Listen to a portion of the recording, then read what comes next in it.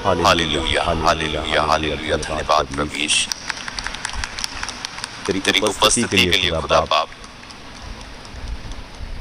तेरी उस महान ग्रेस के लिए खुदाबंद,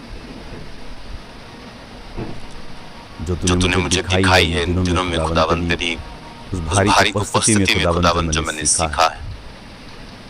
मैं तेरा धन्यवाद करता हूँ उस कलीसिया के लिए खुदाबंद, जिसका तूने मुझे अगुआ बनाया है खुदाबंद। आज वो कलीसिया जब वचन को सुने,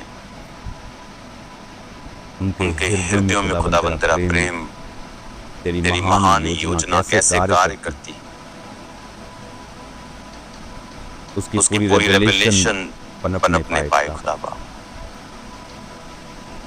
पिता तू कितना महान है, तेरी आत्मा के काम कितने महान है खुदाबंद। तेरी योजनाएं कितनी महान है, ये मनुष्य नहीं समझ सकता। मेरी प्रार्थना है मेरे पिता, आज जितने इस वचन को सुन रहे हैं, उनकी आत्मिक आंखों को तो ओपन कर दे, खोल दे पिता, कि वो तेरी इस महान योजना को समझ सके, देख सके खुदाबंद। इनके हृदयों से सारे डर को निकाल के क्लियर कर खुदा बाप। तेरा पवित्र आत्मा जुम्बिश करे और कार्य करे खुदाबंद।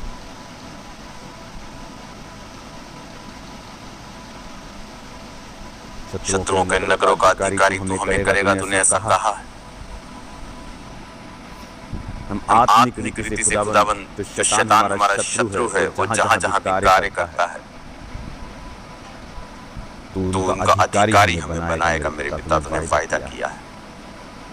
आज तेरा वचन बहुत ही गहराई से इनके हृदयों में बस जाए और कार्य करे। पवित्र आत्मा में सारी समय को आपके हाथों में सौंपता हूं,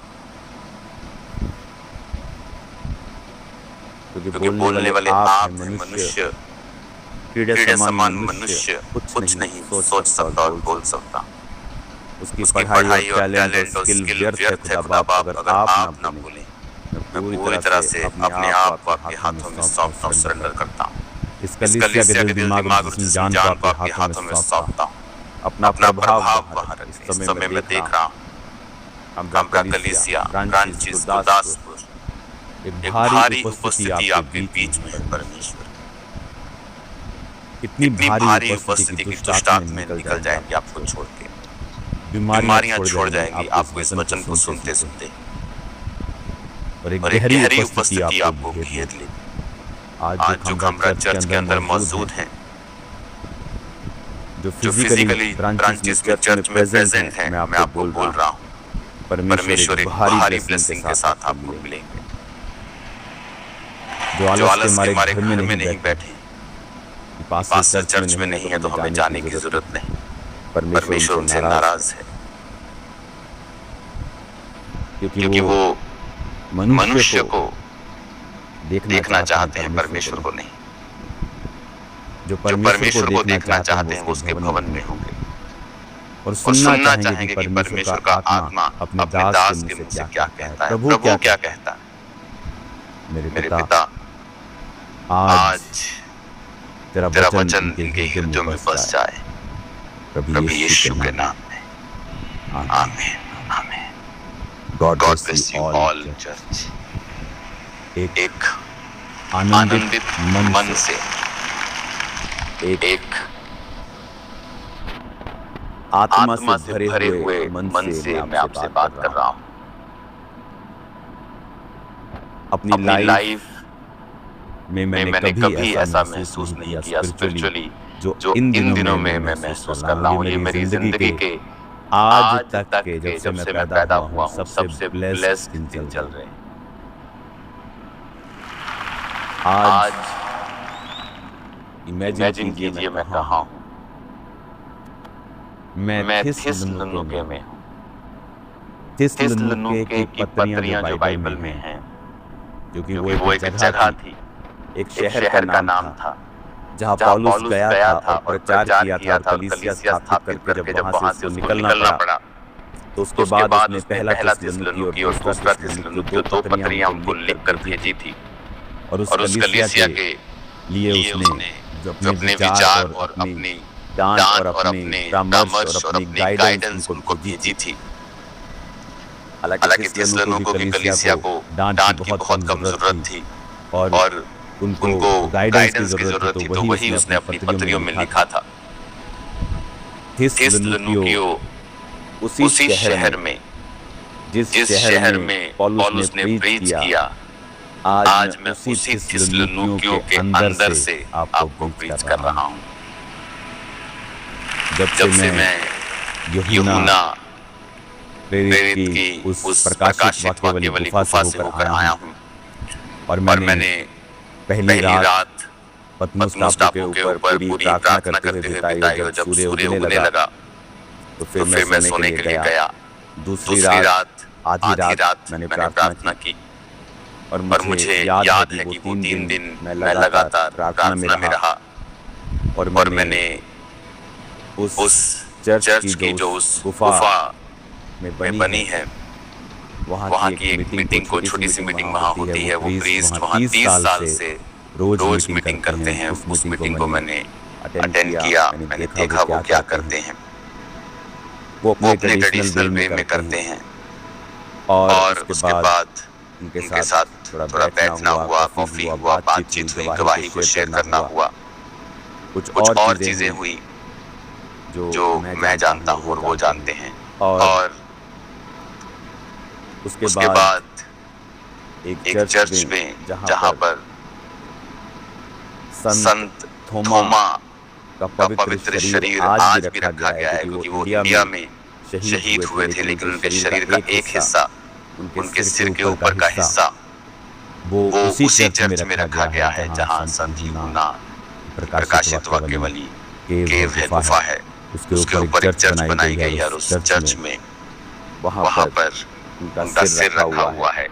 और फिलिप जो कि 7 पुरुष चुने गए थे प्रेरितों के द्वारा खाना बनाने के लिए, और वो इवेंजलिस्ट बन गया था और परमेश्वर के लिए शहीद हुआ था, उसका भी सिर वहाँ पर रखा हुआ है। ओरिजिनल रियल शरीर का हिस्सा वहाँ पे रखा हुआ है। जिस जंजीर से यूहन्ना को बांधते थे वो जंजीर असली वाली वही वहाँ पड़ी हुई है। तो वो देख के ऐसा लग रहा था कि हम उसी युग में वापस चले गए हैं और ऐसा आत्मा का माहौल मेरे जीवन में बना और वो ऐसी बेदारी आई कि कल मुझे नहीं लगता कि मैंने कभी भी इतना डीप मैं बाइबल में गया हूँ और परमेश्वर फुल क्रिश्चियनिटी को परत दर परत, year by year Jesus Christ के जी उठने के बाद साल प्रति साल मेरी आंखों के सामने भेदों को खोलता गया। मुझे याद है कि कल जो बीत गया है, जब मैं बाइबल को पढ़ रहा था और सब हिस्ट्री को पढ़ रहा था, आप इमेजिन नहीं करेंगे पूरा दिन और पूरी रात मुझे कम लग रही थी और परमेश्वर ऐसे भेदों को ओपन कर रहा था और ऐसी चीजों को ओपन कर रहा था कि क्रिश्चियनिटी मुझे बहुत पुराना कोई रिलीजन नहीं लग रहा था। ऐसे लग रहा था कि मैं उसी परमेश्वर के ग्रेस का और परमेश्वर की ग्लोरी का हिस्सा हूँ। और जब कल घंटों मैं बाइबल में पढ़ा रहा, घंटों बाइबल के सामने मैं घुसा रहा, कैसे क्रिश्चियनिटी यूरोप में आई, कैसे परमेश्वर ने कार्य किया। और जब आप आज ये सुनेंगे आपका दिल परमेश्वर की महिमा से भर जाएगा। आप ये जान लेंगे कि यहोवा परमेश्वर आपका प्रभु यीशु मसीह वो पूरी दुनिया के ऊपर प्रभुता करता है। वो वहाँ भी प्रभुता करता है जहाँ पर अन्य लोग राज्य करते हैं। वो वहाँ भी प्रभुता करता है जहाँ लोग बस मसीह का विरोध करते हैं, वो उसकी प्रभुता वहाँ पर भी है। मैं आपको बताना चाहता हूँ थिस्सलुनीकु जब हम पुराने समय में चले जाते हैं, जीसस क्राइस्ट के समय में चले जाते हैं, तो अभी ये जो थिस्सलुनीकु शहर है जिसकी नाम की पत्रियां बाइबल में मौजूद है जो पौलुस ने लिखी थी, वो थिस्सलुनीकु उस समय रोमी साम्राज्य का हिस्सा हुआ करता था। तो ये आज थिस्सलुनीकु ग्रीस में है, लेकिन उस समय इसको ग्रीस नहीं कहा जाता था। उस समय ये ग्रीस इटली, रोम, तुर्की से लेके ये सारे जितने राज्य आप उनके आसपास देखते हैं वो सारे रोम साम्राज्य का हिस्सा थे। और उसमें प्रोविंस होती थी, जैसे आप ऐसा बोल सकते हैं, उसमें स्टेट्स होती थी। तो उस रोमी साम्राज्य में बहुत सारी स्टेट्स थी और उनमें से एक स्टेट थी मकदूनिया। तो मकदूनिया जो स्टेट थी उसकी राजधानी थी थिस्सलुनीके, क्योंकि ये थिस्सलुनीके समुद्र के ऊपर बसता है। और ये थिस्सलुनीके जो शहर था ये बहुत ही वेल्दी अमीर शहर था और ये उस मकदूनिया प्रांत की राजधानी थी। अब मैं आपको ले चलता हूँ उस महान योजना की तरफ जो परमेश्वर ने यूरोप में किया। आज जब आप उस बात को सुनेंगे आपके रोंग खड़े हो जाएंगे। कैसे परमेश्वर ने इस पूरे यूरोप में कार्य किया। कैसे आज अगर मैं 15 ग्रीक लोगों से मैंने बात की है तो वो 15 के 15 क्रिश्चियन हैं। सब स्ट्रॉन्ग क्रिश्चियन नहीं है लेकिन वो क्रिश्चियन हैं, ऑर्थोडॉक्स क्रिश्चियन हैं। और पूरी ऑर्थोडॉक्स की हिस्ट्री, कैथोलिक्स की हिस्ट्री क्या है जो यहीं से स्टार्ट हुआ, आज हम उसे पढ़ते हैं। परमेश्वर जिसने पौलुस को अपनी महिमा के लिए बुलाया और पौलुस अपनी पहली मिशनरी यात्रा जो उसने साइप्रस में की और उसके आसपास इलाकों में की, उसके बाद ये यूरोप में मैं आपको वो जगह भी दिखाऊंगा वीडियो में जहां पौलुस पहली बार जब यूरोप में आया तो वो किस पोर्ट पे किस जगह पे उतरा और उसके बाद वो कहाँ गया और उसके बाद उसके जीवन में क्या हुआ। आज बाइबल मेरे लिए आपके लिए ऐसा हो जाएगा कि it's like a living thing, कि हम उसी शहर में उन्हीं जगहों पे हैं जहां ये बाइबल की घटनाएं हुई थी, कि हम उसी शहर में उन्हीं जगहों पे हैं जहां ये बाइबल की घटनाएं हुई थी। वचन में लिखा है प्रेरितों के काम 16 उसकी 6 बाब में वे फ्रूगिया और गलातिया प्रदेशों में से होकर गए, क्योंकि पवित्र आत्मा ने उन्हें एशिया में वचन सुनाने से मना किया। उन्होंने मूसिया के निकट पहुंचकर बिथुनिया में जाना चाहा, परंतु यीशु की आत्मा ने उन्हें जाने न दिया। अतः वे मूसिया से होकर त्रोआस में आए। वहां पौलुस ने रात को एक दर्शन देखा कि एक मकदूनी पुरुष खड़ा हुआ विनती करके कह रहा है, पार उतरकर मकदूनिया में आ और हमारी सहायता कर। उन्होंने ये दर्शन देखते ही उसके ये दर्शन देखते ही उसको चेंज कर देना टीम, दोबारा बोलता हूँ। उसके ये दर्शन देखते ही हमने तुरंत मकदूनिया जाना चाहा, ये समझकर कि परमेश्वर ने हमें उन्हें सुसमाचार सुनाने के लिए बुलाया है। यहाँ पर एक मार्वलस काम होता है। इसलिए कहा जाता है कि अगर आप पवित्र आत्मा के चलाए हुए चलेंगे तो परमेश्वर महान कार्य आपके द्वारा करेगा। यहाँ पर क्या हुआ कि पौलुस जो है वो जिन जगहों के ये नाम है, फ्रूगिया, गलातिया, मूसिया, बिथुनिया, ये सारी जगहें अगर आप आज सर्च करेंगे तो ये आपको तुर्की में मिलेंगी। कुछ पार्ट तुर्की का वेस्टर्न, नॉर्दर्न, आपको ये अलग अलग पार्ट तुर्की के ये वो नाम है। क्योंकि पौलुस भी अगर आप उसकी स्टडी करेंगे तो वो तुर्की में जन्मा था, क्योंकि तुर्की उसी समय रोमी साम्राज्य के नीचे था। तुर्की से लेके इजराइल से लेके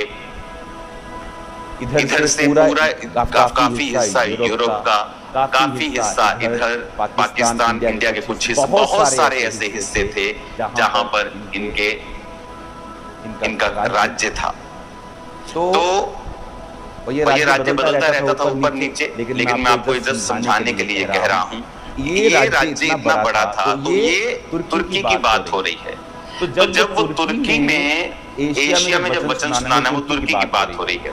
तो परमेश्वर ने कहा मत जा। जब वो बिथुनिया को जाना चाहा, यानी वो जब वेस्ट की ओर जाता था तुर्की की, प्रभु कहता नहीं जाना चाहिए। उसने कहा वेस्ट की तरफ मैं नहीं जाता हूँ, इसका मतलब शायद परमेश्वर ने मुझे नॉर्थ की तरफ कहा है। जब वो नॉर्थ की तरफ जाता था परमेश्वर कहता था मत जा।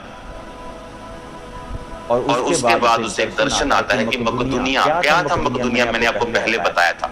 इस समय मकदूनिया अगर आप देखेंगे तो मैकेडोनियन एक देश है, अभी ये अलग देश है। अगर आप मैप देखेंगे तो अभी ये जो मकदूनिया जब प्रांत, तब ये स्टेट होती थी, तब ये स्टेट होती थी, तब ये देश नहीं था। लेकिन आज अगर आप ग्रीस के पास देखेंगे तो नॉर्थ मैकेडोनिया एक देश है। ग्रीस के बिल्कुल पीछे इसका बॉर्डर लगता है Albania, Bulgaria, Kosovo, Serbia, north Macedonia ये उसके बिल्कुल पीछे लगता है। ग्रीस के साथ बॉर्डर इसका लगता है। तो ये उस मकदूनिया की बात कर रहा है कि उस ये मकदूनिया जो आज देश है तब प्रांत हुआ करता था, लेकिन ये यूरोप में था। वहां उसने दर्शन देखा कि मकदूनिया, मकदूनी पुरुष आके कह रहा है कि आ और हमारी सहायता कर। अब पौलुस को मालूम हुआ कि मुझे मकदूनिया जाकर प्रीच करना है। और ये वो समय था। इस समय की जो टाइम लाइन है वो मैं आपको बताता हूं। ये जो समय था जब ये समय था सन 49 जीसस क्राइस्ट के क्रूस पर चढ़ाए जाने के 16 साल बाद का। जीसस क्राइस्ट के क्रूस पर चढ़ाए जाने के 16 साल बाद सन 49 और 50 के पास ये समय था। और पौलुस जिस जगह पर यूरोप में, क्योंकि तुर्की से यूरोप, ग्रीस, तुर्की यूरोप में नहीं आता है, ग्रीस यूरोप में है। तो पौलुस ने जिस जगह पहली बार कदम रखा यूरोप में, वो जगह आगे लिखी है। उसमें लिखा 11 इसलिए त्रोआस से जहाज खोलकर हम सीधा सुमात्राके और दूसरे दिन नियापोलिस में आए। नियापोलिस जो आज ग्रीस में कवाला नाम से पहचाना जाता है। ये कवाला जगह जहां पर पौलुस पहली बार ग्रीस पर और यूरोप के ऊपर अपने कदम को रखता है। और वहां से क्या लिखा है, फिर वो फिलिप्पी में पहुंचे जो मकदूनिया प्रांत का मुख्य नगर और रोमियो की बस्ती है। और हम उस नगर में कुछ दिन तक रहे और सबत के दिन हम नगर के फाटक के बाहर नदी के किनारे ये समझ कर गए कि वहां प्रार्थना करने का स्थान होगा। और बैठकर उनकी स्त्रियों से जो इकट्ठी हुई थी बातें करने लगे। और लुदिया नामक थुआतीरा नगर की बेंजनी कपड़े बेचने वाली एक भक्त स्त्री सुन रही थी। प्रभु ने उसका मन खोला कि वह पौलुस की बातों पर चित्त लगाए और उसने अपने घराने समेत बपतिस्मा लिया। तो उसने हमसे विनती की, तुम मुझे प्रभु की विश्वास नहीं समझते हो तो चलकर मेरे घर में रहो। और वो हमें मनाकर ले गई। अब यहाँ पर फिलिप्पी में वो जाते हैं। जब वो फिलिप्पी में गए तो उन्होंने कुछ दिन वहां पे रहे। और लुदिया नामक औरत जो बैंजनी वस्त्र अमीर औरत थी और वो प्रार्थना करते कहीं जा रहे थे तो उसको वो मिले और सभी स्त्रियों से वो बात करने लगे। और उन्होंने परमेश्वर के वचन पर मन लगाया और वो बपतिस्मा उसने लिया। और वो चर्च जहां पर आज वो चर्च है जहां पर लुदिया ने वचन को सुना था, आप उस चर्च को अपनी स्क्रीन पर देख रहे होंगे। और उसके बाद मैं इन जगहों की खास वीडियो को भी आपको दिखाऊंगा। जुड़े इस हफ्ते तो प्रार्थना और फास्टिंग कर लीजिए। और एक्सपेक्ट और मैं जिस चीज को भी ये वीडियो भेज रहा हूँ वो बोल रहे हम घर बैठे पवित्र आत्मा से भर रहे हैं। हमें आत्मा छू रहा है। हमें होली स्पिरिट टच कर रहा है। जब आप एक्सप्लेन कर रहे हैं तो पवित्र आत्मा हमें छू रहा है बहुत बड़ी रीति के साथ। अब फिलिप्पी में जब वो पहुंचे और उन्होंने लुदिया का मन परिवर्तन होते हुए देखा। और उसके बाद मैं इन जगहों की खास वीडियो को भी आपको दिखाऊंगा। जुड़े इस हफ्ते तो प्रार्थना और फास्टिंग कर लीजिए। और एक्सपेक्ट और मैं जिस चीज को भी ये वीडियो भेज रहा हूँ वो बोल रहे हम घर बैठे पवित्र आत्मा से भर रहे हैं। हमें आत्मा छू रहा है। हमें होली स्पिरिट टच कर रहा है। जब आप एक्सप्लेन कर रहे हैं तो पवित्र आत्मा हमें छू रहा है बहुत बड़ी रीति के साथ। अब फिलिप्पी में जब वो पहुंचे और उन्होंने लुदिया का मन परिवर्तन होते हुए देखा, उसके बाद 16 आयत से लेके 40 आयत तक इसको हम अभी नहीं पढ़ेंगे, ओके, इसको हम फिर पढ़ेंगे दोबारा। अब मैं चाहता हूँ आप 17 बाब की पहली आयत पे आ जाएं। लिखा फिर वो अम्फिपुलिस और अपुल्लिया से होकर थिस्सलुनीकियों में आए, जहाँ यहूदियों का एक आराधनालय था। पौलुस अपनी रीति के अनुसार उनके पास गया और 3 सब्त के दिन वो पवित्र शास्त्रों से उनके साथ वाद विवाद करता रहा। उनका अर्थ खोल खोल कर समझाता था कि मसीह को दुख उठाना, मरे मुंह में से जी उठना अवश्य था। वही यीशु जिसकी मैं तुम्हें कथा सुनाता हूँ मसीह है। उनमें से कितनों ने और भक्त यूनानियों ने, बहुत सी कुलीन स्त्रियों ने मान लिया और पौलुस और सिलास के साथ मिल गए। परंतु यहूदियों ने डाह से भर के बाजारू लोगों में से कुछ दुष्ट मनुष्यों को अपने साथ लिया। भीड़ इकट्ठी करके नगर में हुल्लड़ मचाने लगे। यासोन के घर पर चढ़ाई करके उन्हें लोगों के सामने लाना चाहा। उन्हें वहां ना पाकर चिल्लाते हुए यासोन और कुछ भाइयों को नगर के हाकिमों के सामने खींच लाए। ये लोग जिन्होंने जगत को उल्टा पुल्टा कर दिया है, यहाँ भी आ गए हैं। यासोन ने उन्हें अपने यहाँ उतारा है। ये सब के सब ये कहते हैं कि यीशु राजा और कैसर की आज्ञाओं का विरोध करते हैं। उन्होंने लोगों को, नगर के हाकिमों को ये सुनाकर घबरा दिया, इसलिए उन्होंने यासोन और बाकी लोगों से मुचलका लेकर उन्हें छोड़ दिया। अब पौलुस एंट्री करता है नियोपोलिस, जो आज का कवाला है। वहां से एंट्री करके वो फिलिप्पी में जाता है और वहां प्रीच करता है। लुदिया का हृदय परिवर्तन होता है। बहुत से लोग परमेश्वर को मानते हैं। उसके बाद बाकी का हिस्सा हम बाद में पढ़ेंगे, जब पौलुस एक दुष्ट आत्मा को निकालता है और वो जेल में जाते हैं और वो जेल टूट जाती है। उसका भी मैं आपको एक खास आपको दर्शन करवाऊंगा परमेश्वर की उन जगहों के जहां खुदा ने कार्य किया। लेकिन बात वचन में ध्यान देना है। बात वर्ड की है कि परमेश्वर कैसे कार्य करता है, उसकी स्पिरिट कैसे कार्य करती है। हमारी आस्था इन जगहों पे नहीं है, लेकिन वहां जो परमेश्वर ने कार्य किए हैं, हमारी आस्था उस परमेश्वर और उसके वर्ड के ऊपर है। यहाँ पर थिस्सलुनीकियों में जब वो आता है और 3 सब्त के दिन यानी 3 हफ्ते वो यहाँ पर प्रीच करता है, उसी जगह जहाँ मैं बैठा हूँ, इसी थिस्सलुनीकी शहर में जहाँ मैं आपसे बात कर रहा हूँ। कलीसिया आप ब्लेस्ड हैं। इसी थिस्सलुनीकियों से जहाँ पतरस ने 3 हफ्ते उस कलीसिया से, उस लोगों से बात की और बहुत से लोगों ने, बहुत से यूनानियों ने, बहुत सी कुलीन स्त्रियों ने, बहुत से अच्छे लोगों ने, अमीर लोगों ने, गरीब लोगों ने, सब ने परमेश्वर के वचन को ग्रहण किया। और विरोधी वहां भी पहुंचे और बाजारू लोगों को साथ लेकर उन्होंने जिस घर में पौलुस रुका था उसको कब्जा कर लिया। लेकिन उसको फिर जमानत देकर यासोन को छोड़ दिया गया। और उसके बाद थिस्सलुनीके शहर में परमेश्वर का वचन पनपने लगा। जब पौलुस थिस्सलुनीके को छोड़ के गया, क्योंकि उसको फोर्स किया गया कि वहां से वो निकल जाए।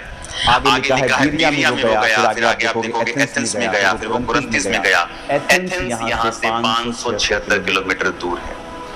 कुरिन्थिया एथेंस से भी थोड़ा सा आगे है। कुरिन्थिया बहुत ही करप्ट, बहुत ही अमीर शहर था, जिसमें बहुत पैसा था। इसलिए आपने देखा होगा कुरिन्थिया को जो पत्रियां पौलुस ने लिखी वो कितनी लंबी लंबी है। पहला कुरिन्थिया, दूसरा कुरिन्थिया। आपने गलातियों की कलीसिया देखी, फिलिप्पियों की देखी, आपने इफिसियों की देखी, आपने थिस्सलुनीकियों, आपने कुलस्सियों, फिलेमोन, दूसरा थिस्सलुनीकियों, तीमुथियुस, पहला तीमुथियुस, दूसरा तीमुथियुस, तीतुस। आपने देखी छोटी छोटी पत्रियां। कुरिन्थिस की पत्रियां लंबी लंबी क्यों? क्योंकि उस कलीसिया में जब पौलुस रुका और उस कलीसिया को स्थापित किया, वहां का माहौल ऐसा था, वहां की जो डेविलिश चीजें ऐसी थी कि वहां उसको सुधारने के लिए लंबी लंबी पत्रियां आप देखोगे। कुरिन्थिया एक शहर है, आज भी है। एथेंस एक शहर है, आज भी है, जो आप बाइबल में पढ़ते हो। 16 में लिखा है 17, फिर तो काम 17 उसकी 16, जब पौलुस एथेंस में उनकी बात हो रहा था। तो एथेंस एक शहर है। कुरिन्थिस 18 बाब उसकी एक आयत में लिखा है। इसके बाद पौलुस एथेंस को छोड़कर कुरिन्थिस में आया। कुरिन्थिस एक शहर है। जब मैं यहाँ से जा रहा हूँ और मैं जल्दी कलीसिया आपके बीच में आऊंगा, जलंधर कामरा में, लेकिन मैं आपको ये एथेंस और कुरिन्थिस दोनों दिखाऊंगा। मैं आपको थिस्सलुनीकियों दिखाऊंगा, आपको फिलिप्पी शहर दिखाऊंगा, नियोपोलिस यानी कवाला जहाँ पे पौलुस ने पहला कदम रखा था वो दिखाऊंगा, आपको पूरी पौलुस की यात्रा। आपको याद है मैंने एक दिन आपसे कहा था पुलपिट के ऊपर कि परमेश्वर ने मुझे आपको पौलुस की यात्रा समझाने के लिए कहा है, लेकिन जब मैं वचन को तैयार करने लगा तो परमेश्वर रोककर मुझे और वचन देता था संडे के लिए।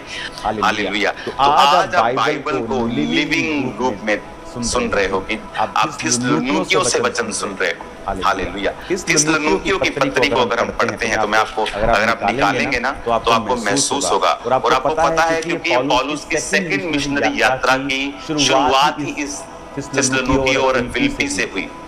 तो इसीलिए अगर आप हिस्ट्री पढ़ेंगे तो पहला थिस्सलुनीकी और दूसरा थिस्सलुनीकी नए नियम की सबसे नई पुस्तकों में से एक आती है। सबसे पहले लिखी गई पुस्तकों में आती है ये, पहला थिस्सलुनीकी और दूसरा थिस्सलुनीकी।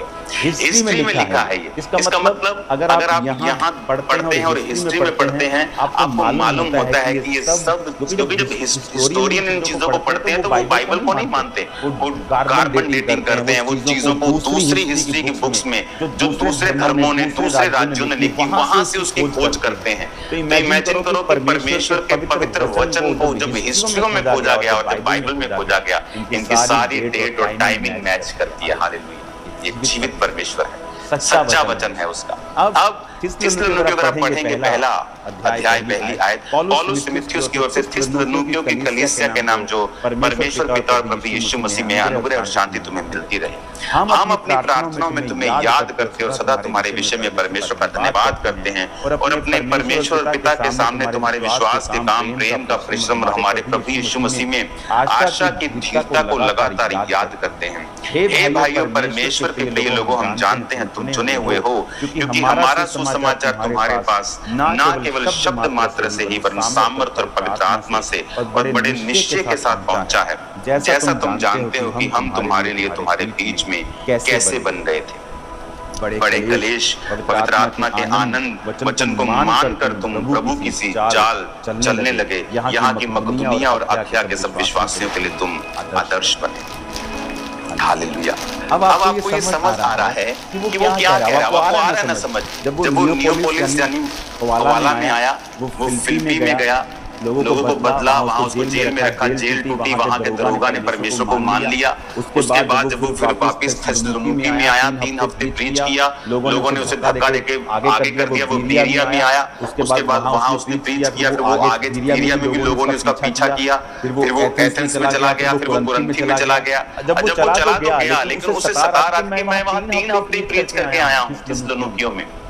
तो थिस्सलुनीकियों में उस कलीसिया का क्या होगा जब वो 3 हफ्ते पुराने विश्वासी हैं, लेकिन उन्होंने परमेश्वर की बड़ी सामर्थ को देखा है। वो लड़की जिसमें दुष्ट आत्मा, भविष्य बताने वाली दुष्ट आत्मा थी, उस दुष्ट आत्मा को निकलते हुए देखा, वहां पे हीलिंग को देखा, डिलीवरेंस को होते हुए देखा, जेल हिल गई, दरोगा जेल का जो जेलर था मेन बपतिस्मा ले लिया। तो उन्होंने बड़े मिरेकल्स को देखा था। लेकिन पौलुस तब भी चिंता में था कि उनका क्या होगा जब उन पे कलेश आएगा।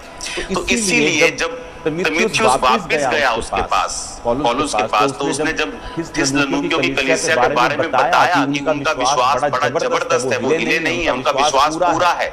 तो इसलिए पौलुस ने अपना दिल उनके साथ शेयर किया, थिस्सलुनीकियों की पत्री लिखी कि उसने फिर ये सब बातें लिखी कि तुम बड़े क्लेश में पवित्र आत्मा के आनंद के साथ प्रभु के वचन को मानकर हमारी किसी चाल चलने लगे। यानी उसको खबर मिली कि कलीसिया जो थिस्सलुनीकियों की है वो टूटी शूटी नहीं है, वो तो बड़ी सामर्थ्य के साथ आगे बढ़ रही, वो तो आदर्श बन गए हैं जी। वो तो इतना विश्वास है उनका, कोई चर्च मिस नहीं कर रहा, कोई कुछ नहीं हो रहा, परमेश्वर के वचन में वो बढ़ रहे हैं और परमेश्वर के फियर में बढ़ रहे हैं और मिरेकल्स हो रहे हैं उनकी लाइफ में। पौलुस आनंदित था। और अब आपको थिस्सलुनीकी की जब कलीसिया पढ़ेंगे आपको पूरी हिस्ट्री मेरे को समझ आ, ऐसा लग रहा था कल रात और कल दोपहर, कल सुबह और कल तड़के, आज सुबह तड़के की ऐसा लगता है कि बाइबल पूरी हमारे सामने ओपन हो गई। मुझे वैसे भी किसी परमेश्वर के दास ने बताया था कि जब तुम उस प्रकाशित वाक्य वाली जगह से वापस आओगे तो परमेश्वर बाइबल के गहरे प्रकाशनों को, गहरे भेदों को तुम्हारे जीवन पे खोल देगा। हालेलुया। कल जब मैं डीप स्टडी कर रहा था, इतना मेरे को मजा आ रहा था, आज तक मुझे इतना मजा नहीं आया।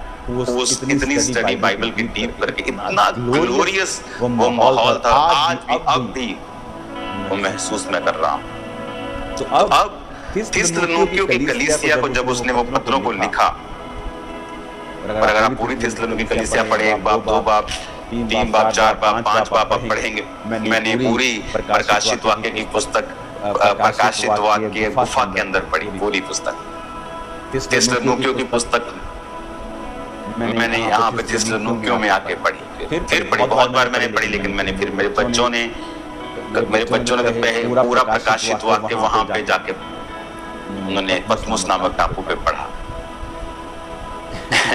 तो ये बहुत ही ग्लोरियस दिन चल रहे हैं, इतने शानदार दिन चल रहे हैं कि हम सोच रहे हैं कि परमेश्वर क्यों इतना हम बाद में आए। तो ये इतना मेरा यहाँ रहना आप नहीं समझेंगे, वहां रहने से ज्यादा आज अनॉइंटेड है, यहाँ ज्यादा अनॉइंटेड है वहां से आज के दिन और ये हफ्ते के दिन। क्योंकि जो आप सुन रहे हैं इस थिस्सलुनीकियों के बाद फिर क्या हुआ मैं आपको बताता हूँ। पौलुस ग्रीस में एंटर करता है, नियोपोलिस में, जो आज का कवाला है। फिलिप्पी में जाता है, जो आज भी फिलिप्पी कहलाता है। थिस्सलुनीकियों में आता है, आज भी थिस्सलुनीकियों ही कहलाता है। एथेंस में जाता है, फिर कुरिन्थी में जाता है। इस तरह वो प्रीच करता करता सब जगहों के ऊपर कलीसियाओं को स्थापित करता हुआ जाता है।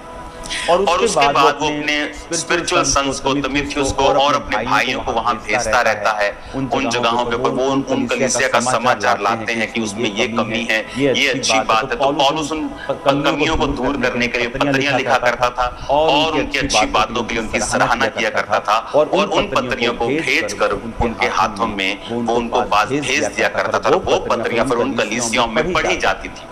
अगर थिस्सलुनीकियों के नाम को कलीसिया को पत्री भेजी है, तो ये पत्री अगर इस घर में एक कलीसिया लगती है, उस घर में एक कलीसिया लगती है, तो सब थिस्सलुनीकियों की कलीसिया को इकट्ठा करके उस पत्री को पढ़ा जाता था और फिर लोग पौलुस की शिक्षाओं के ऊपर चला करते थे। और इस तरह से पौलुस इस पूरे एरिया में प्रीच करता और कलीसियाओं को स्थापित करता गया। उसने यहाँ पर थिस्सलुनीकियों को पत्री लिखी, उसने कुरिन्थिया की पत्री लिखी। तो ये वही पत्रियां थी कि जहाँ कलीसिया में कोई कमी थी, कोई क्वेश्चंस थे, कुछ कुरीतियां थी या कुछ अज्ञानता थी और कुछ अच्छी बातें थी, तो वो उन पत्रियों में उन्हें मेंशन करके अपने लोगों के हाथ में भेजा करता था। और जैसे आज मान लीजिए मैं थिस्सलुनीकिया की एक कलीसिया चला रहा हूँ, उधर कोई और एक कलीसिया चला रहा है, उधर कोई और कलीसिया चला रहा है, तो जब पत्री आती थी कि थिस्सलुनीकियों के नाम, यानी मेरे शहर के पूरी कलीसिया के नाम एक पत्री आई है, तो वो पत्री लाई जाती थी और सब कलीसियाओं के सामने पढ़ी जाती थी और सब लोग उसे फॉलो करते थे। तो एक बड़ी घटना जो 49 और 50 यानी 49 यानी पहली सदी के 50वें साल, सन 52 के करीब, उसी समय के करीब जो थोमा, अपोस्टल थोमा, जिसने परमेश्वर की पसली में उंगलियों को डाल के देखा था, वो भारत में आए थे। ये वही समय है 2 साल पहले जब पौलुस इस प्रीच को यूरोप में लेके गए। वही समय में जो परमेश्वर के बाकी चेले थे, पतरस, याकूब, यूहन्ना, जो कलीसिया के खंभे माने जाते हैं, और बाकी चेले, वो सेंटर में यानी इजराइल में रह के यरूशलेम के पास वो उन प्रीच को उस जगहों के ऊपर फैला रहे थे। पौलुस पर परमेश्वर ने ड्यूटी लगाई कि वो इस प्रीच को यूरोप में लेके जाए, और यही सेंटर था दुनिया का, यहीं पे ज्यादा लोग रहते थे। बहुत से देश तो भी खोजे भी नहीं गए थे, वहां पे पॉपुलेशन भी नहीं थी, यही वो हिस्सा था।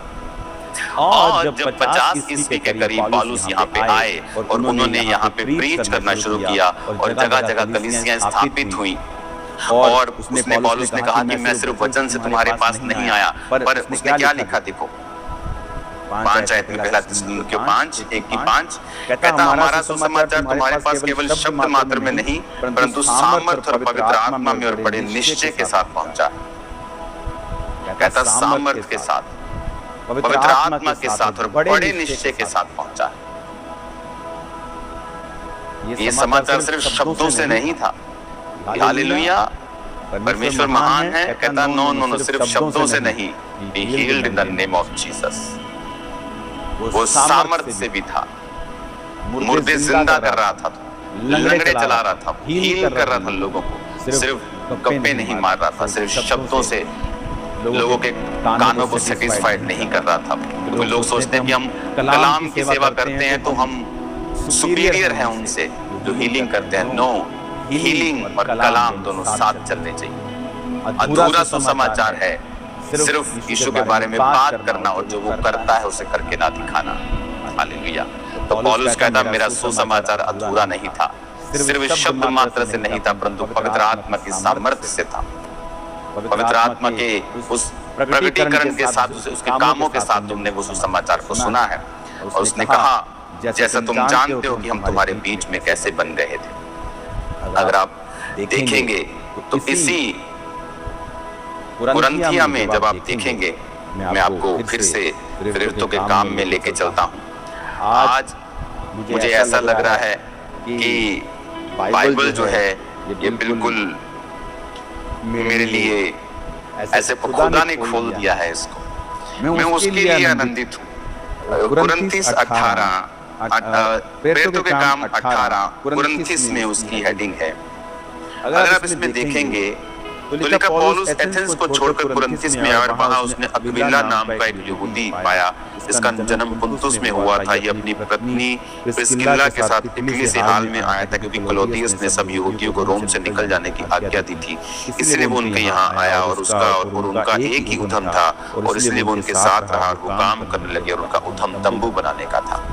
तो जब पौलुस इस ग्रीस एरिया में रहा, उसने अपना ये जिक्र इस ग्रीस एरिया में रहते हुए जो उसने अपना काम तंबू बनाने का किया और कलीसिया पर अपना भार नहीं डाला, कलीसिया से उसने पैसे नहीं लिए और उसने अपना काम किया और उसने अपने पर्सनल पैसों से ही अपने जीवन को उसने चलाया। इस बात का सबूत है पहला थिस्सलुनीकियों 2 उसकी 9 इस बात का सबूत है, क्योंकि हे भाइयों तुम हमारे परिश्रम और कष्ट को स्मरण रखते हो। हमने इसीलिए रात दिन काम धंधा करते हुए तुम में परमेश्वर का समाचार प्रचार किया कि तुम में से किसी पे भार ना हो। तो वो तंबू बनाने लगा कुरिन्थिस में, और कुरिन्थिस में वो काफी देर तक रहा।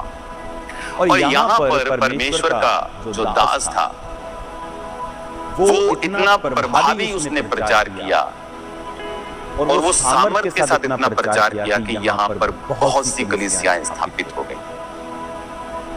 फिर क्या हुआ? एक बड़ी घटना उसके बाद हुई, और वो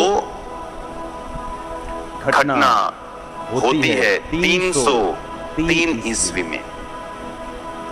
303 ईस्वी में जो, क्योंकि ये जो रोमी साम्राज्य था ये बहुत बड़ा था, तो इसको उन्होंने प्रोविंसेस में बांटकर इसके एम्परर, गवर्नर बोल सकते हो, इसके हेड बोल सकते हो, वो ठहराए जाते थे जो सारा ये कामकाज देखते थे।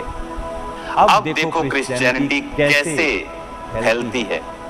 जब परमेश्वर ने 50 सन में पौलुस को यहाँ भेजा और उसने प्रीच करके फिर वो आगे चला गया, वो रोम में गया, वो अलग अलग जगहों पे गया, उसके बाद वो इज़राइल में गया, उसके बाद वो जेल में डाला गया और वहीं उसका सिर कलम किया गया।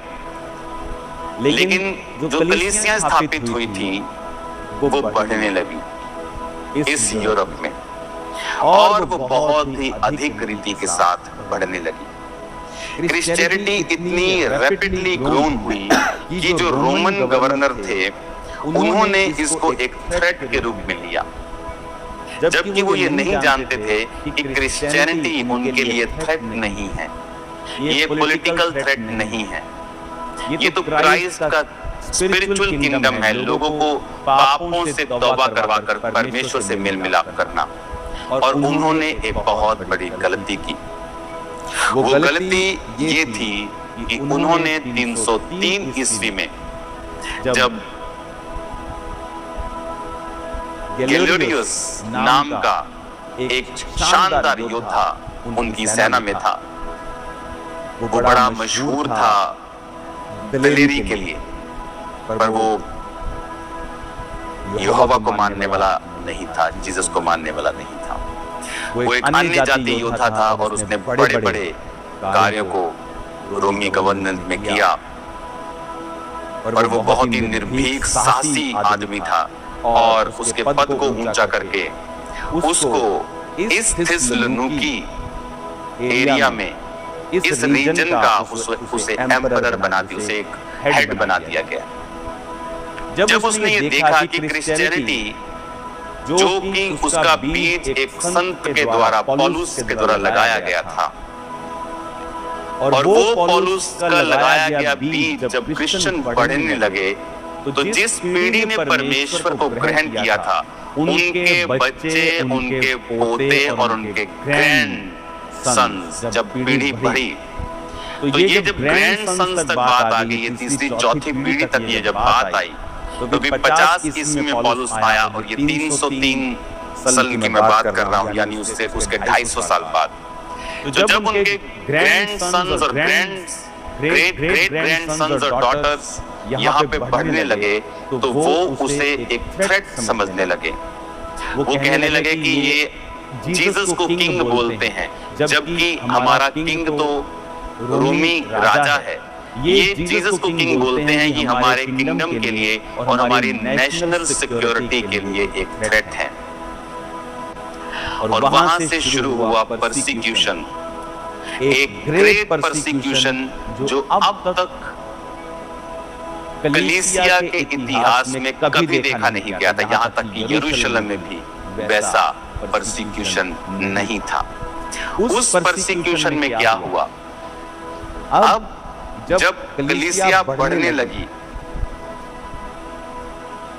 और बहुत बढ़ने लगी तो 306 में एक ग्रेट परसिक्यूशन स्टार्ट हुई और थिस्सलुनीकि, जहां से आप वर्ड सुन रहे हैं, ये उसका कैपिटल था, हेडक्वार्टर था। किसका? गिलेरियोस का। कौन गिलेरियोस? जो रोमी साम्राज्य का एक निर्भीक योद्धा था जिसका रैंक बढ़ता जा रहा था और एक दिन फिर वो इसी पूरे रीजन का हेड बन जाता है। बहुत टफ आदमी, सख्त आदमी, अपने देश के साथ बड़ा वफादार और अनपढ़ था। वो ज्यादा पढ़ा लिखा नहीं था और समझ में उसकी कमी थी कि उसने ये समझा नहीं कि क्रिश्चियन अगर बढ़ रहे हैं तो ये नेशनल सिक्योरिटी के लिए खतरा नहीं। लेकिन उसने वही किया जो उसके दिल को अच्छा लगा, क्योंकि ये गिलेरियोस जो था ये 299 साल में इस थिस्सलुनीकि एरिया का, ये आप बोल सकते हो कि जैसे उप प्रधानमंत्री होता है या उप मुख्यमंत्री होता है, ये एक उप यानी वाइस प्रेसिडेंट लगा सकते हो आप इस एरिया का। 306 ईस्वी में जब इस एरिया के आप लगा लो गवर्नर, प्रेसिडेंट, एम्परर ने जब रिटायर हुए तो इसको फिर पूरा ये एरिया दे दिया गया और 299 से ही ये क्रिश्चियंस के लिए नफरत रखता था और उनको ये टाइट करता जा रहा था। लेकिन एक समय आया जब पूरी इस एरिया की पावर और जो थिस्सलुनीकि जो शहर था ये इसका गढ़ था जहां से आज मैं आपसे बात कर रहा हूं। तो जब गिलेरियोस को ये एरिया मिल गया पूरी तरह से, वो इसका होली बन गया, उसने एक आज्ञा निकाली क्रिश्चियंस को तबाह करने की आज्ञा। हिस्ट्री बताती है कि 300 से लेके 311 तक ये वो क्रिश्चियन इतिहास का समय था जब हजारों लोगों के सिर काटे गए, जब ये सबसे भारी परसिक्यूशन इस समय में हुई। लोगों को पब्लिकली मारा गया, पीटा गया, काटा गया, जलाया गया। अब मैं आपको बताता हूं कि उन्होंने कैसे कार्य किया। उन्होंने मैजिस्ट्रेट्स को आज्ञा दी कि वो पब्लिक प्लेसेस के ऊपर वेदियां बनाएं और उन वेदियों को वो अलग अलग जगह, कोर्टयार्ड्स, पब्लिक बाथरूम्स के बाहर कहीं साइड पे ऐसे, सिटी प्लाजास के बाहर और जहां जहां भी लोग इन वेदियों को देखते थे, वहां उन्हें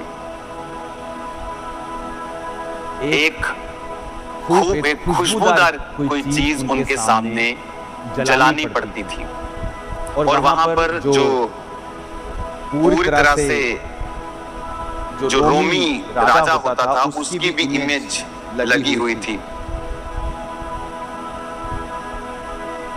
जो इंपीरियर गैलेरियस था उसकी भी एक इमेज लगी थी कि उसके सामने भी वो उसकी पूजा करेंगे। तो जो कोई वो पूजा नहीं करता था उसको एक स्पेशल किस्म का सर्टिफिकेट एक होता था उनके पास, एक पहचान पत्र। तो वो पहचान पत्र इस कारण होता था कि ये आदमी इन सब चीजों की पूजा करता है। तो जब सोल्जर्स चेक करते थे किसी घर में जाके कि पहचान पत्र दिखाओ, उनके पास नहीं होता था, इसका मतलब ये लोग पूजा नहीं कर रहे इन गॉड्स की, और इन रोमी जो एम्पायर गैलेरियस है इसकी पूजा नहीं। तो उनको घरों से खींच कर मार दिया जाता था। उनकी स्टेट ने एक लॉ पास किया कि उनकी प्रॉपर्टी, लैंड और मनी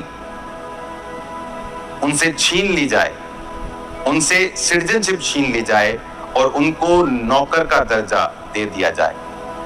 फिजिकल टॉर्चर, उनको लकड़ी में बांध कर रखा जाता था, उनके जॉइंट्स को डिसलोकेट कर दिया जाता था, उनको लोहे की सांकलों के साथ बांधकर गरम गरम प्लेटों के ऊपर खड़ा कर दिया जाता था। और दिमित्रियस नाम का एक Roman officer, young Roman officer परमेश्वर को मानने लगा था, और जब उन्होंने अपने ही ऑफिसर्स को ब्रीच करते हुए देखा तो उसको स्पीयर, भाले मार मार के पब्लिक में मार दिया था। और उस की चर्च यहां मौजूद है, दिमित्रियस की, उस शहीद की, उसकी रिमेम्बरेंस, उसकी चर्च, मतलब उसकी पूजा नहीं करते ये लोग, उसकी रिमेम्बरेंस में जीसस क्राइस्ट की चर्च यहां मौजूद है। तो उन दिनों में सिस्टमैटिकली लोगों को अरेस्ट किया जाने लगा, लीगली उनको परसिक्यूट किया जाने लगा, उनकी चीजों पर कब्जा किया जाने लगा, उनको मारा जाने लगा, शेरों के मुंह में दिया जाने लगा। तो पता आपको क्या हुआ? वो गैलेरियस एम्परर, वो गवर्नर, वो उस देश का राजा, आप समझ सकते हो उस रीजन का राजा, जब उसने ये देखा 311 ईस्वी में, जब ये दुखों को वो करते करते सालों बीत गए थे, जब उसने 311 ईस्वी में ये देखा कि ये लोग अपने परमेश्वर से हटे नहीं, ये मर गए, ये लुट गए, बर्बाद हो गए, मार दिए गए, घसीटे गए, शेरों के मुंह में चले गए, अपने विश्वास का इनकार नहीं किया, और उसका दिल टूट गया और वो बीमार हो गया। और वो इतना बीमार हुआ कि अपने डेथ बेड पे चला गया। जब उसने देखा कि 311 ईस्वी में उसकी परसिक्यूशन फेल हो चुकी है, उसने ये लिखा कि मेरा किया हुआ परसिक्यूशन क्रिश्चियंस के फेथ को खत्म नहीं कर पाया और क्रिश्चियनिटी को खत्म नहीं कर पाया। और उसने फिर देखा 311 ईस्वी में, और उसने एक लॉ पास किया, और मैं आपको उस लॉ का आज नाम बताता हूं। और उसने एक लॉ पास किया, the edict of toleration, 311 AD का लॉ है। अपने डेथ बेड के ऊपर थिस्सलुनीकि, इसी शहर में जिस शहर से मैं आपसे बात कर रहा हूं, सीवियरली इल एम्परर गैलेरियस ने रियलाइज किया his persecution had failed miserably. He issued an edict officially legalizing Christianity and asking Christians to pray to their God for his health. Hallelujah, Hallelujah. 311 में गैलेरियस कहता है, मेरी परसिक्यूशन जो की गई है वो फेल हो चुकी है।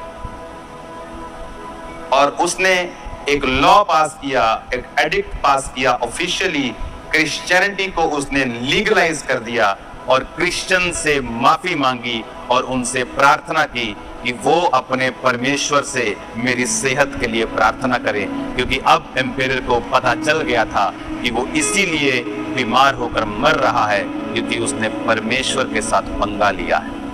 बहुत से मसीह विरोधी, हमें उनके लिए प्रार्थना करनी, हमें उनके लिए ब्लेसिंग मांगनी है, लेकिन मैं आपको बताना चाहता हूँ ये समय आ रहा है जब आप उनको बहुत गहरी, बहुत भद्दी स्थिति में देखने वाले हैं। मैं आपको ये बोलना चाहता हूँ समय आ रहा है, बहुत नजदीक है। उसके बाद क्रिश्चियनिटी एक लीगलाइज धर्म हो गया। यहाँ से लोग धर्म बोलते हैं, हमारे लिए उधार मिलता है। लोग परमेश्वर को मानने लगे, लीगलाइज धर्म हो गया। कोई तंग नहीं कर सकता था क्रिश्चियंस को। 311 बीतता गया और वो आदमी मर गया, और उसके बाद नए नए एम्पायर उठे। बीच में एक और एम्पायर आया 350 के करीब, और उसने फिर से क्रिश्चियंस को तंग करना चाहा। फिर क्रिश्चियन थोड़ा तंग रहे, लेकिन 380 ईस्वी में कुछ ऐसा हुआ जो आपको हिला देगा। एम्परर थियोडियस, यहां का नया एम्परर, ये वो एम्परर नहीं था, वो तो मर गया। उसके बाद नए नए एम्परर आते रहे, कुछ तंग करते रहे, लेकिन क्रिश्चियंस जब उस परसिक्यूशन से नहीं डरे तो इससे क्या डरते। अब ये एम्परर थियोडियस आता है, और थिस्सलुनीकि में ही, हालेलुया, ये मेरा आना खुदा की ओर से है, थिस्सलुनीकि में ही डेंजरसली इल हो जाता है। इसी थिस्सलुनीकि का एम्परर जो पूरे रीजन का करता धरता था, गंभीर रूप से वो भी बीमार हो जाता है। और लेकिन ये एम्परर एक काम करता है, ये क्राइस्ट को कबूल कर लेता है। मैं ये कहानी नहीं सुना रहा हूं, मैं आपको ये असली स्टोरी बता रहा हूं जो हुआ है इस देश में, जो अविश्वासियों की पुस्तकों में है, जो हमारी बाइबल में है, जो देश की हिस्ट्री में है, जो दूसरे देशों की हिस्ट्री में भी है, जो मसीह को नहीं जानते, आज तक नहीं जानते, उन्होंने भी सेम बात लिखी हुई। 380 ईस्वी में वो इल हुआ, और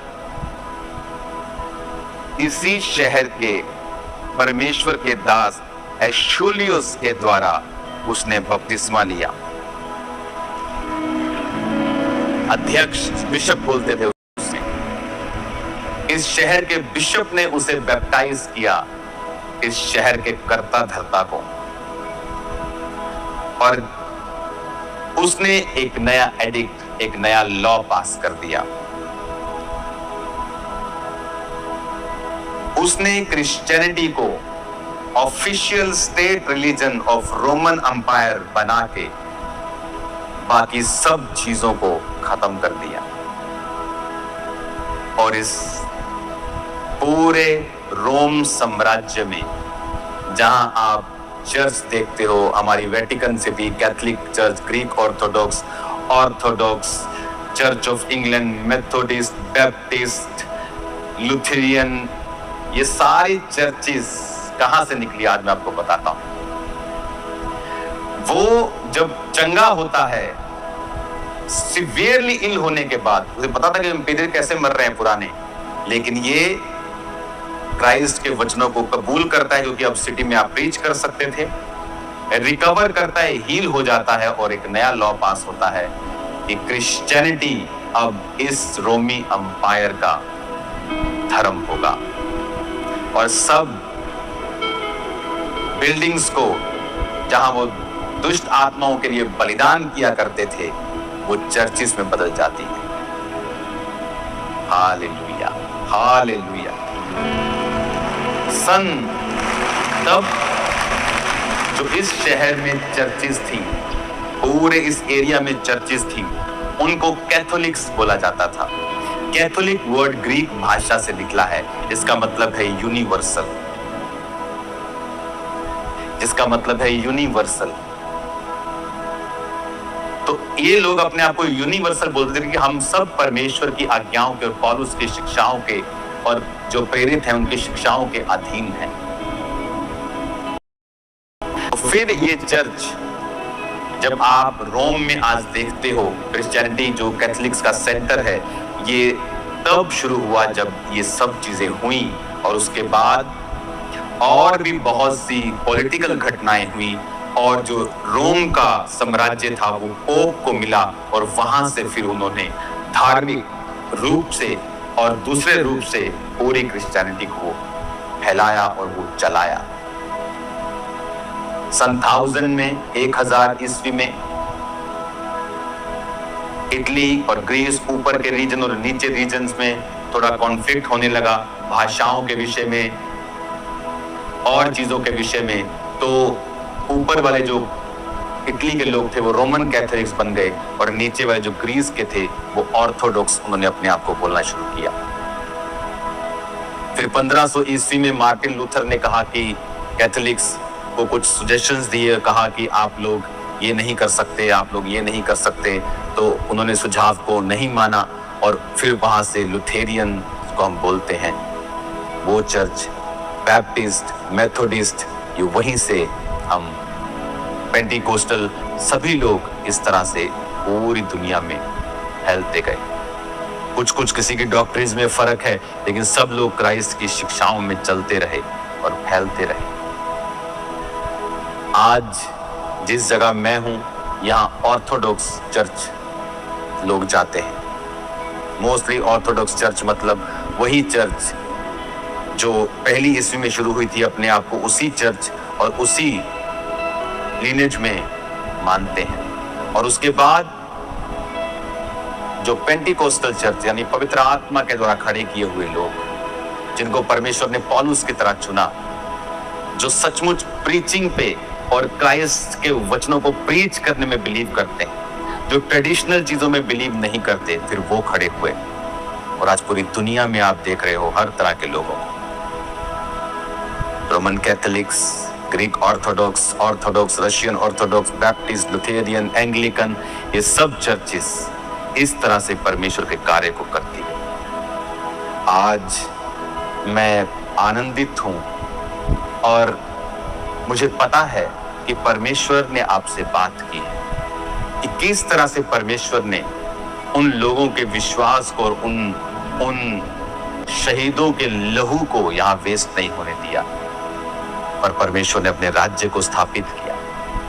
आप डरे मत, घबराए मत, खुदाबंद हमारे संग है, वो सब शक्तियों से महान है, वो हमारी परसिक्यूशंस को भी जानता है, हमारे दुखों को भी जानता है, वो शहीदों के लहू का बदला लेना भी जानता है।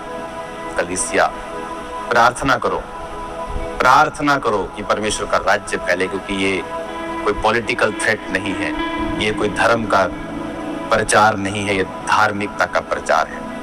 हालेलुया। इस तरह से जो क्रिश्चियनिटी पौलुस ने यहाँ पर 50 सदी में शुरू की, और होते होते होते आज पूरा यूरोप परमेश्वर के वचन को जानता है। बाकी उन पे इंडिविजुअल है, अगर वो स्वर्ग नहीं जाना चाहते तो, लेकिन ऐसा नहीं है कि परमेश्वर के वचन को वो नहीं जानते। हाँ, धीरे धीरे यूरोप में वो गर्म क्रिश्चियनिटी ठंडी हुई है। वो उन लोगों ने पॉलिटिकली उसको चेंज करके उसको ठंडा कर दिया है, बहुत से लोगों ने यहाँ, वो अलग बात है, लेकिन क्रिश्चियनिटी है।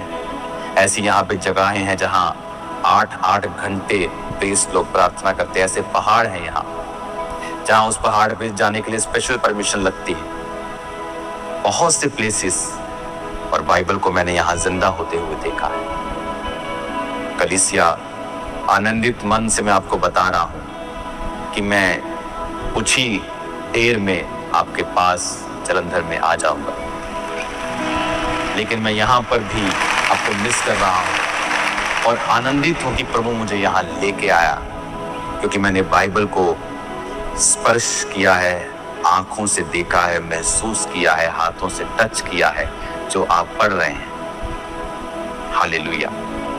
प्रार्थना करते रहें, फेक लोगों से सावधान रहें। ये नहीं कि अब ग्रीस में मैं आया हूं तो लोग लोगों को ठगने के लिए ग्रीस के पोस्टर डाल दे कि ग्रीस लेके चलेंगे आपको और आपसे पैसे ठगें, कृपया सावधान रहें। मैं हमेशा लोगों को बोलता हूं कि आपको कोई भी बोले मैं फलानी कंट्री का वीजा दे दूंगा, उसका वीजा दे दूंगा, कभी विश्वास न करें। वीजा लग जाए तभी विश्वास करें। अपने पैसों को वेस्ट मत करें। परमेश्वर का भवन बिजनेस का घर नहीं है। हालेलुया। हमेशा सावधान रहें, ठगियों से बचें, खुद भी बचना होता है। आप मैं कभी इन चक्रों में क्यों नहीं पड़ा, इसी रीजन से कि हमें अपने आप को साफ सुथरा क्लीन इमेज में रखना है। शैतान जितनी मर्जी कोशिश कर ले वो उसकी अलग चीज है, लेकिन अगर आपका दिल आप जानता है कि आप निर्मल लाइफ को, आपने स्वच्छ लाइफ को जिया है, ये आपके लिए ब्लेसिंग है। हालेलुया। आज इस जगह से मैं आपको ब्लेस्ड घोषित करता हूँ और मैं विश्वास करता हूँ कि आपने ये वचन जो सुना आपको मालूम हो गया होगा कि परमेश्वर किस तरह से कार्य करता है। परसिक्यूशन में जब आपको लगता है कि प्रभु तू कहाँ है, वो कह रहा है बेटा मैं बड़ी तैयारी कर रहा हूँ, मैं बहुत बड़ी बेदारी की तैयारी कर रहा हूँ, बहुत बड़े काम की तैयारी कर रहा हूँ। और वही काम आज मैं परमेश्वर के नाम में भारत में होता हुआ देख रहा हूँ कि परमेश्वर का वचन फैल रहा है, परसिक्यूशन भी फैल रही है, लेकिन परमेश्वर का वचन भी फैल रहा है। और मेरा विश्वास है यीशु का वचन किसी के लिए थ्रेट नहीं है बल्कि ब्लेसिंग है उस देश के लिए। अगर आज आप इन देशों में आए तो आके देखें किस तरह से यहाँ सफाई से लेके खाने से लेके आज इंडिया में हजारों फूड प्रोडक्ट्स जो हैं वो फेक हैं। हजारों चीजें फेक हैं। आपके घर में आने वाली बहुत चीजें दवाइयों से लदी हुई हैं।